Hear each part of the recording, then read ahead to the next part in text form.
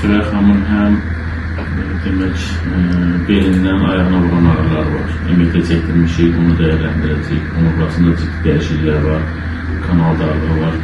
Sonra hər iki dizində problemlər var, rentgen çəkmişik, artroz əlamətləri var, onları inşallah mühafizəsində edir. Bir də qolların qalxmırdı deyəsən, çiyinlərin. Bir də qollarını qaldır, görüm nə qədər qaldıra bilsən, qaldır qolların hər ikisini yuxarı, başına doğru, qaldır.